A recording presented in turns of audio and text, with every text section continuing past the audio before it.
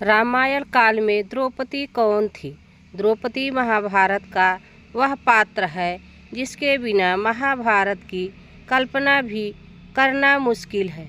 महाभारत का युद्ध भले ही पांडवों ने जीता था, लेकिन युद्ध को जीतने की प्रेरणा द्रौपदी ने ही दी थी। द्रौपदी वह ज्वाला थी जिसने अपनी मर्यादा और सम्मान की प्राप्ति के लिए कौरवों के खून से कुरुक्षेत्र के मैदान की प्यास बुझाई थी। द्रौपदी महाभारत युद्ध के बाद भारतवर्ष की महारानी बनी, लेकिन इनका जीवन और अंत ऐसे रास्तों से गुजरता है जिन्हें जानकर हर कोई हैरान रह जाता है। अधिकांश हिंदू ग्रंथों में कहा गया है कि द्रौपदी का जन्म किसी महिला से नहीं हुआ था और इसलिए उन्हें अक्सर अयोनिजा यानी वह महिला जो किसी महिला के गर्भ से पैदा ना हुई हो के रूप में वर्णित किया जाता है। द्रौपदी जो अन्य स्त्रियों से बहुत अलग थी, अपने पिता का तिरस्कार सहना, 5 पतियों से विवाह करना, ऐसे ना जाने कितने कार्य थे जो सिर्फ द्रौपदी के अलावा किसी और ने नहीं किए थे। जितना हम सब लोग द्रौपदी के बारे में जानते हैं, क्या सच में द्रौपदी वैसे ही थी या उसने अलग थी? आइए आज की वीडियो में हम आपको बताते हैं। द्रौपदी का जन्म यज्ञ की अग्नि से हुआ था, इसलिए उन्हें यज्ञसेनी भी कहा जाता था। दरअसल भगवान श्री कृष्ण जानते थे कि द्रौपदी का जन्म कैसे और किस उद्देश्य से हुआ है, इसलिए उन्होंने द्रौपदी का प्रयोग महाभारत के युद्ध को उसके अंतिम प्रारंभ तक पहुंचाने के लिए किया। इस युद्ध में कौरव पक्ष के वह सभी लोग मारे गए जो पिछले जन्म में राक्षस कुल के थे। इन सभी राक्षसों का पुनर्जन्म द्वापर युग की समाप्ति की ओर जा रहे हैं समय में हुआ था। इन्होंने समाज में अत्याचार फैलाना शुरू कर दिया। इस धर्म को नष्ट करने के लिए ही भगवान श्री कृष्ण ने द्वापर युग में अवतार लिया और द्रौपदी की सहायता से सारे अधर्मियों का नाश किया और धर्म की स्थापना की। लेकिन यह सवाल मन में तो उठता ही है कि द्रौपदी कौन थी। इस सवाल का जवाब हमें मिलेगा भगवान श्री कृष्ण के पिछले जन्म यानी भगवान श्री राम के योग यानी त्रेता युग से। त्रेता युग का सबसे बड़ा खलनायक रावण जो भोग विलासी और अत्याचारी था और महादेव का सबसे बड़ा भक्त था। क्योंकि महादेव को संगीत सुनना प्रिय है, इसलिए वह कैलाश जाकर भगवान शिव के लिए संगीत वादन भी करता था। एक बार जब रावण संगीत वादन करके वापस लौट रहा था तो उसे वन में एक स्त्री तपस्या करती हुई दिखी।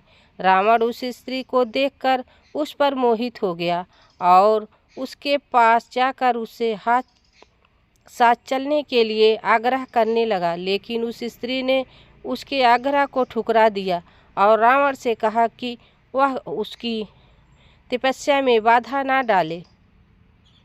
रावण को स्त्री का यह व्यवहार अपना अपमान लगा। उसने जैसे ही क्रोध में उस स्त्री को स्पर्श करने की कोशिश की, उस स्त्री ने अपने नेत्र खोलकर रावण से कहा, मूर्ख, तूने मेरी तपस्या में बाधा डाली है। जा, मैं तुझे शाप देती हूँ कि तेरी मृत्यु का कारण मैं बनूंगी। यह कहकर वह स्त्री गायब हो गई। फिर कुछ वर्षों बाद जब राम जी अपना वनवास काट रहे थे तो उन्होंने रावण की बहन शूर्पणखा से विवाह प्रस्ताव को ठुकरा दिया। तो शूर्पणखा ने लक्ष्मण के सामने अपना विवाह का प्रस्ताव रखा, लेकिन उन्होंने भी जब उसका विवाह प्रस्ताव ठुकरा दिया तो शूर्पणखा ने माता सीता को हानि पहुंचाने की कोशिश की, जिसके फलस्वरूप लक्ष्मण जी ने उसकी नाक कान काट दी। शूर्पणखा ने सारी बात जब रावण को बताई तो रावण ने माता सीता का अपहरण करने की योजना बनाई। रावण साधु के वेश में उनकी कुटिया के निकट पहुंचा। उसने जब माता सीता को आवाज़ लगाई, उस समय माता सीता अपनी कुटिया के अंदर बैठी हुई थी। माता सीता साधु के भेष में आए रावण की आवाज़ सुनकर जैसे ही उठकर जाने लगी, तभी उनके सामने एक साध्वी स्त्री प्रकट हुई और उस स्त्री ने माता सीता से कहा कि देवी, यहाँ से सीता बनकर बाहर जाने की आज्ञा आप मुझे दीजिए और कृपया अपने वस्त्र और आभूषण मुझे दे दीजिए। माता सीता ने उनकी बात मान ली और अंतर्ध्यान हो गई।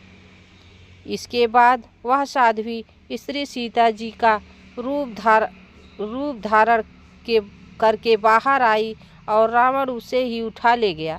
बाद में जब राम जी ने रावण का वध कर दिया और सीता जी से भेंट की, तो राम जी को उनका सारा सत्य पता चला।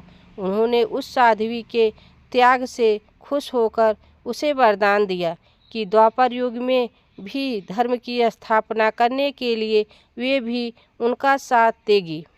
इसी तरह इस साध्वी स्त्री ने द्रौपदी का रूप लेकर द्वापर युग में जन्म लिया।